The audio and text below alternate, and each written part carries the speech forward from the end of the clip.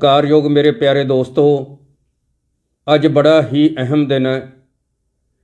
लोक कवि संत राम उदासी जिहदी इनकलाबी कलम ने मेहनतकश लोगों की खातर बहुत कुछ लिखिया ते अपने पिंडे के उत्ते तशद्दद झल्लिया। उन्हां दा अज सदीवी विछोड़े का दिन है। 6 नवंबर 1986 नूं वो शरीरक तौर पर सानू सदीवी विछोड़ा दे गए सी। पर इहो जे इनकलाबी जिहड़े कवि हुंदे ने वो कदे मरदे नहीं हुंदे। कमियां दे विहड़े दा ये सूरज कदे भी अस्त नहीं होवेगा। ये अपनियां रचनावां दे राहीं, अपनियां कवितावां दे राहीं साडे विच हमेशा ही जिउंदा रहेगा। ते उन्हां नूं अज जदों असीं शरधा दे फुੱਲ भेंट करदे हां तां उन्हां दियां दो कवितावां दियां जिहड़ियां लाइनां ने कि सानू किहड़े मसले दे उत्ते की होका दे के गया है। ये लोक कवि संत राम उदासी जिहड़ा अंतां दी गरीबी दे विच एक मेहनतकश परिवार दे विच जिन्हें जन्म लै के लगातार अपने पिंडे दे उत्ते जबर जुल्म सरकारां दा झल के उन्हें अपनी कलम तो फिर भी मूँह नहीं मोड़िया ते लगातार लिखदा रहा ते उहनूं हंडाउंदा रहा। लोक कवि संत राम उदासी जिहड़ा हैगा वो मेहनतकश लोकां नूं की होका दिंदा है। अपनी एक कविता दे विच वो कहंदा है, हिम्मत कर अलबेले राही अजे बडेरा पाड़ा है, अजे ना आई मंजिल तेरी अजे हनेरा गाड़ा है। जानी जिंदगी नूं सोहना बनाउण दी खातर वो संघर्ष करन लई सानूं सुनेहा दिंदा है। इस अपनी इस कविता दे राहीं ये संत राम उदासी दा सुनेहा है कि बडेरा पाड़ा है, मंजिल दूर है, हनेरा गाड़ा है। सानूं अपणियां मंजिलां प्राप्त कर लई अजे होर संघर्ष करना पएगा ते थकना नहीं, अकना नहीं। राह दे विच कंडे भी आउणगे। इस कविता दे विच बहुत कुछ सानूं सुनेहा दे के गए नेगे।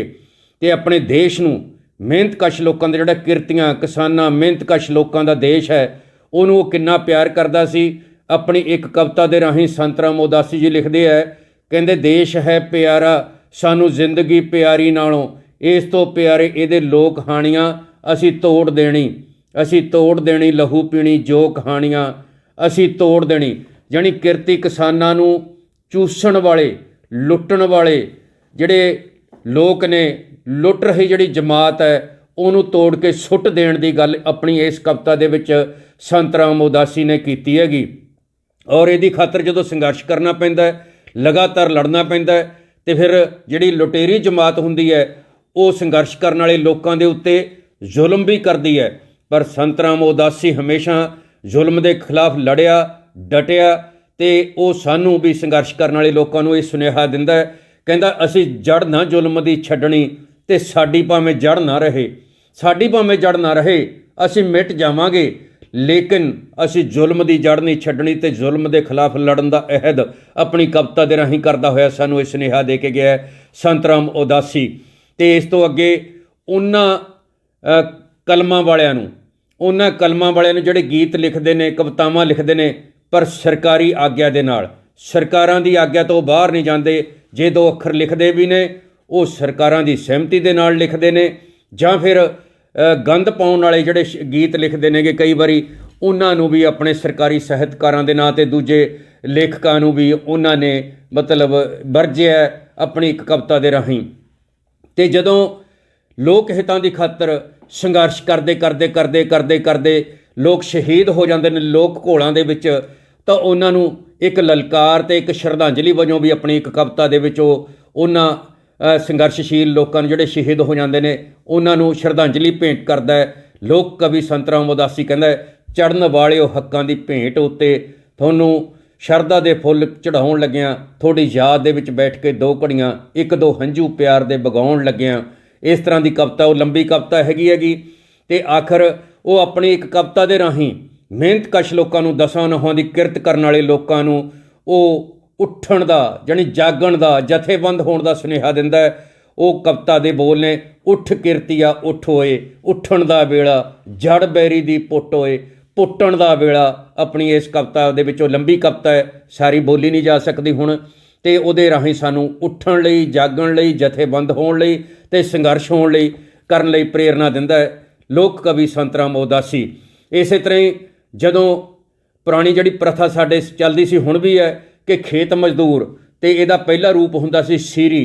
वो सीरी ते जिहड़ा किसान है जदों रल के खेतां दे विच मिट्टी नाल मिट्टी हो के मेहनत करदे है, मेहनत करन तो बाद ਉਹ ਆਪਣੀ ਫਸਲ ਪੈਦਾ ਕਰਦੇ ਹੈ, ਪਰ ਦੋਨੋਂ ਹੀ ਲੁੱਟੇ ਜਾਂਦੇ ਨੇ ਕਿ ਪੱਲੇ ਕੱਖ ਨਹੀਂ ਪੈਂਦਾ। ਜਦੋਂ ਹਿਸਾਬ ਕਿਤਾਬ ਹੁੰਦਾ ਹਰ ਛਮਾਹੀ ਫਸਲ ਦੇ ਉੱਤੇ, ਉਹ ਜਦੋਂ ਲੁੱਟੇ ਜਾਂਦੇ ਨੇ, ਪੱਲੇ ਕੱਖ ਨਹੀਂ ਪੈਂਦਾ।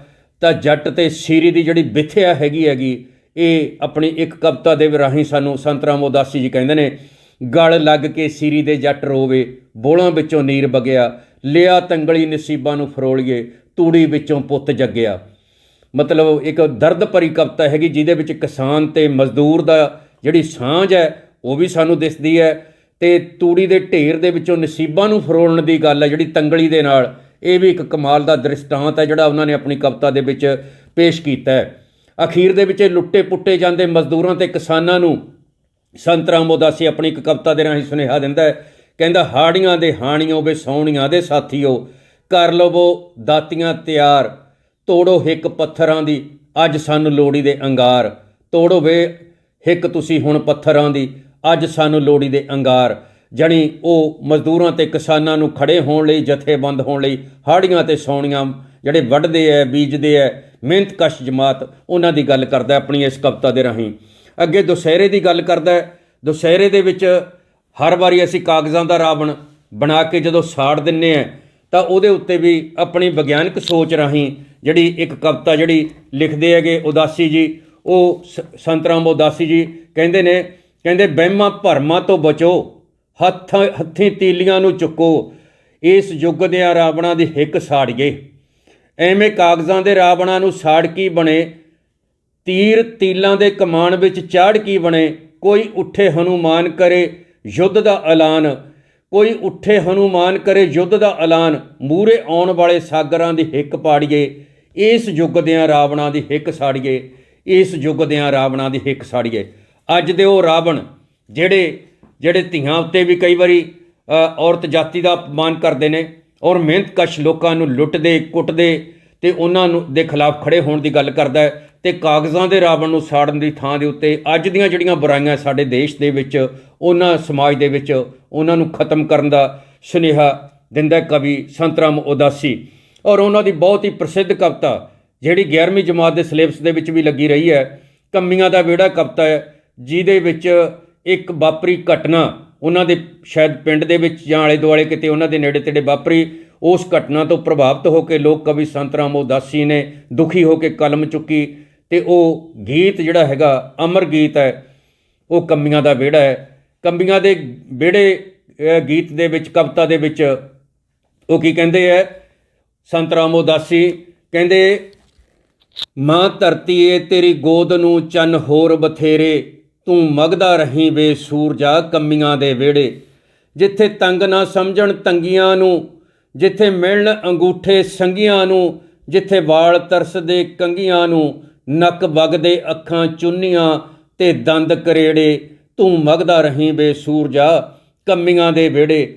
ਤਾਂ ਕੰਮੀਆਂ ਦੇ ਵਿਹੜੇ ਵਿੱਚ ਸੂਰਜ ਦੀ ਰੋਸ਼ਨੀ, ਮਤਲਬ ਬਰਾਬਰੀ ਵਾਲਾ ਸਮਾਜ ਕਦੋਂ ਆਏਗਾ, ਜਿੱਥੇ ਜਿਹੜੇ ਗਰੀਬ ਲੋਕ ਨੇ, ਜਿਨ੍ਹਾਂ ਨੂੰ ਕੰਮੀਆਂ ਦਾ ਵਿਹੜਾ ਕਹਿ ਦਿੱਤਾ ਜਾਂਦਾ ਹੈ, ਉਹਦੇ ਵਿੱਚ ਬਰਾਬਰੀ, ਉਹਨਾਂ ਨੂੰ ਮਾਣ ਸਤਿਕਾਰ ਇੱਜ਼ਤ, ਇਹ ਕਦੋਂ ਮਿਲੇਗਾ। ਤਾਂ ਇਹ ਇਸ ਦੇ ਵਿੱਚ ਕਾਮਨਾ ਕਰਦਾ ਹੈ ਕਵੀ ਸੰਤ ਰਾਮ ਉਦਾਸੀ ਕਿ ਕੰਮੀਆਂ ਦੇ ਵਿਹੜੇ ਦੇ ਵਿੱਚ ਇਹ ਸੂਰਜ ਦੀਆਂ ਕਿਰਨਾਂ ਕਦੋਂ ਪਹੁੰਚਣਗੀਆਂ, ਕਦੋਂ ਬਰਾਬਰੀ ਆਏਗੀ, ਇਸ ਤਰ੍ਹਾਂ ਦੀ ਗੱਲ ਕਰਦਾ ਹੈ।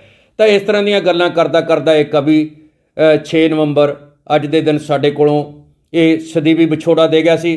ਪਰ ਜਾਂਦਾ ਜਾਂਦਾ ਉਹ ਜਿੱਥੇ ਉਹਨੇ ਆਪਣੇ ਇਨਕਲਾਬੀ ਵਿਚਾਰਾਂ ਦੇ ਰਾਹੀਂ ਹਮੇਸ਼ਾ ਹਰ ਮਸਲੇ ਦੇ ਉੱਤੇ ਸਾਡੀ ਰਹਿਨੁਮਾਈ ਕੀਤੀ ਹੈ, ਸਾਨੂੰ ਖੜ੍ਹੇ ਹੋਣ ਦੀ ਗੱਲ ਕੀਤੀ ਹੈ, ਜਥੇਬੰਦ ਹੋਣ ਦੀ ਗੱਲ ਕੀਤੀ ਹੈ, ਸੰਘਰਸ਼ ਕਰਨ ਦੀ ਗੱਲ ਕੀਤੀ ਹੈ, ਉੱਥੇ ਜਾਂਦੇ ਜਾਂਦੇ ਕਵੀ ਸੰਤ ਰਾਮ ਉਦਾਸੀ ਆਪਣੀ ਜਿਹੜੀ ਹੈਗੀ ਵਸੀਅਤ ਵੀ ਲਿਖ ਕੇ ਗਏ ਨੇ। ਉਹ ਵਸੀਅਤ ਕੀ ਹੈ, ਉਹਨਾਂ ਦੀ ਕਵਿਤਾ ਦਾ ਨਾਂ ਹੀ ਵਸੀਅਤ ਹੈ। ਉਹਦੇ ਵਿੱਚ ਉਹ ਲਿਖਦੇ ਹੈ, ਕਿਉਂਕਿ ਇਹਨਾਂ ਦੇ ਇਨਕਲਾਬੀ ਵਿਚਾਰ ਸੀ ਅਤੇ ਲੁੱਟੇ ਪੁੱਟੇ ਜਾ ਰਹੇ ਲੋਕਾਂ ਦੇ ਹੱਕ ਦੇ ਵਿੱਚ ਉਹਨਾਂ ਨੇ ਲਗਾਤਾਰ ਲਿਖਿਆ, ਜ਼ੁਲਮ ਝੱਲਿਆ, ਪਰ ਪਿੱਛੇ ਨਹੀਂ ਹਟੇ, ਕਲਮ ਵਿਕਾਊ ਨਹੀਂ ਹੋਈ ਉਹਨਾਂ ਦੀ ਕਦੇ ਵੀ।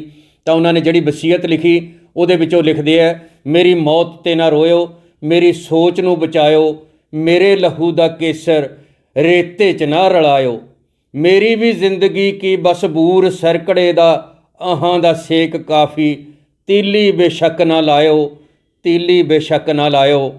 ਹੋਣਾ ਨਹੀਂ ਮੈਂ ਚਾਹੁੰਦਾ ਸੜਕੇ ਸੁਆਹ ਅਕੇਰਾਂ, ਜਦ ਜਦ ਢਲੇਗਾ ਸੂਰਜ, ਕਣ ਕਣ ਮੇਰਾ ਜਲਾਇਓ, ਕਣ ਕਣ ਮੇਰਾ ਜਲਾਇਓ। ਬਲਗਣੇ 'ਚ ਕੈਦ ਹੋਣਾ ਮੇਰੇ ਨਹੀਂ ਮੁਨਾਸਬ, ਯਾਰਾਂ ਦੇ ਵਾਂਗ ਅਰਥੀ ਸੜਕਾਂ 'ਤੇ ਹੀ ਜਲਾਇਓ। ਜੀਵਨ ਤੋਂ ਮੌਤ ਤਾਈਂ, ਜੀਵਨ ਤੋਂ ਮੌਤ ਤਾਈਂ ਆਉਂਦੇ ਬੜੇ ਚੁਰਾਹੇ, ਬੜੇ ਚੁਰਾਹੇ ਆਉਂਦੇ ਨੇ, ਬੜੇ ਮੋੜ ਆਉਂਦੇ ਆ ਜ਼ਿੰਦਗੀ ਦੇ ਵਿੱਚ।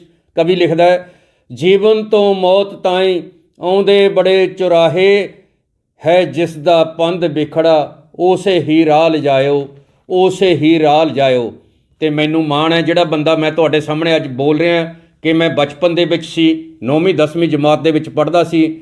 ਇਹ ਲੋਕ ਕਵੀ ਸੰਤ ਰਾਮ ਉਦਾਸੀ ਜੀ ਮੇਰੇ ਪਿੰਡ ਦੇ ਨੇੜੇ ਜ਼ਿਲ੍ਹਾ ਬਰਨਾਲੇ ਦੇ ਵਿੱਚ ਟੀਚਰ ਹੁੰਦੇ ਸੀਗੇ ਸਰਕਾਰੀ, ਔਰ ਇਹ ਸਾਡੇ ਪਿੰਡਾਂ ਦੇ ਵਿੱਚ ਆਉਂਦੇ ਸੀ। ਮੈਨੂੰ ਮਾਣ ਹੈ ਕਿ ਮੈਂ ਇਹਨਾਂ ਦੀ ਉਂਗਲ ਫੜ ਕੇ ਕੁਝ ਸਮਾਂ ਤੁਰਿਆ, ਮੈਂ ਇਹਨਾਂ ਦੇ ਮੂੰਹੋਂ ਕਵਿਤਾਵਾਂ ਸੁਣੀਆਂ, ਔਰ ਇਹਨਾਂ ਨੇ ਸਾਡੇ ਪਿੰਡ ਦੇ ਵਿੱਚ ਆ ਕੇ ਨੌਜਵਾਨ ਭਾਰਤ ਸਭਾ ਵੀ ਬਣਾਈ ਸੀਗੀ ਔਰ ਬਾਲ ਸਭਾ ਵੀ ਬਣਾਈ ਸੀ। ਅਤੇ ਸਾਨੂੰ, ਮੈਂ ਬੱਚਾ ਸੀ ਉਸ ਵੇਲੇ 9ਵੀਂ 10ਵੀਂ ਵਾਲਾ, ਅਤੇ ਸਾਨੂੰ ਇਹਨਾਂ ਨੇ ਬਾਲ ਸਭਾ ਦੇ ਵਿੱਚ ਭਰਤੀ ਕੀਤਾ ਸੀ।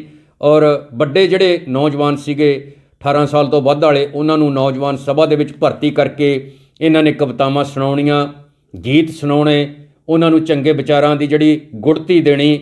ਇਹ ਮੈਨੂੰ ਮਾਣ ਮਿਲਿਆ ਕਿ ਇਸ ਮਹਾਨ ਕਵੀ ਦਾ ਮੈਂ ਸਾਥ ਮਾਣਿਆ। ਅਤੇ ਅੱਜ ਉਹਨਾਂ ਦਾ ਸਦੀਵੀ ਵਿਛੋੜੇ ਦਾ ਦਿਨ ਹੈ। ਅਸੀਂ ਉਹਨਾਂ ਦੇ ਵਿਚਾਰਾਂ ਦੇ ਉੱਤੇ ਜੇ ਚੱਲਣ ਦਾ ਅਹਿਦ ਕਰੀਏ ਅੱਜ ਦੇ ਦਿਨ, ਆਓ ਪਰਨ ਕਰੀਏ ਕਿ ਅਸੀਂ ਲੋਕ ਕਵੀ ਸੰਤ ਰਾਮ ਉਦਾਸੀ ਦੇ ਜਿਹੜੇ ਵਿਚਾਰ ਸੀਗੇ, ਉਹਨਾਂ ਦੀਆਂ ਕਵਿਤਾਵਾਂ ਦੇ ਵਿੱਚ ਜਿਹੜੇ ਅੱਜ ਵੀ ਝਲਕਦੇ ਹੈਗੇ ਅਤੇ ਸਾਨੂੰ ਜ਼ਿੰਦਗੀ ਨੂੰ ਸੋਹਣਾ ਬਣਾਉਣ ਦੀ ਪ੍ਰੇਰਨਾ ਦਿੰਦੇ ਹੈ, ਉਹਨਾਂ ਦੇ ਉੱਤੇ ਅਮਲ ਕਰਕੇ ਜੇ ਅਸੀਂ ਬਰਾਬਰੀ ਵਾਲਾ ਸਮਾਜ ਲੈ ਕੇ ਆਉਣ ਲਈ ਸੰਘਰਸ਼ ਕਰੀਏ, ਇਹੀ ਉਸ ਲੋਕ ਕਵੀ ਸੰਤ ਰਾਮ ਉਦਾਸੀ ਨੂੰ ਸੱਚੀ ਸ਼ਰਧਾਂਜਲੀ ਹੋਏਗੀ। ਤਾਂ ਇਹਨਾਂ ਸ਼ਬਦਾਂ ਦੇ ਨਾਲ ਮੈਂ ਲੋਕ ਕਵੀ ਸੰਤ ਰਾਮ ਉਦਾਸੀ ਨੂੰ ਸ਼ਰਧਾ ਦੇ ਫੁੱਲ ਭੇਂਟ ਕਰਦਾ ਅਤੇ ਇਹ ਬੇਨਤੀ ਕਰਦਾ ਕਿ ਇਹਨਾਂ ਗੱਲਾਂ ਨੂੰ ਲੋਕਾਂ ਤੱਕ ਵੱਧ ਤੋਂ ਵੱਧ ਸ਼ੇਅਰ ਕਰਦਿਆ ਕਰੋ, ਤਾਂ ਜੋ ਚੰਗੇ ਵਿਚਾਰਾਂ ਦਾ ਰਲ ਮਿਲ ਕੇ ਆਪਾਂ ਸਾਰੇ ਪ੍ਰਚਾਰ ਅਤੇ ਪ੍ਰਸਾਰ ਕਰਦੇ ਰਹੀਏ। ਤੁਹਾਡਾ ਬਹੁਤ ਬਹੁਤ ਸ਼ੁਕਰੀਆ, ਬਹੁਤ ਬਹੁਤ ਧੰਨਵਾਦ।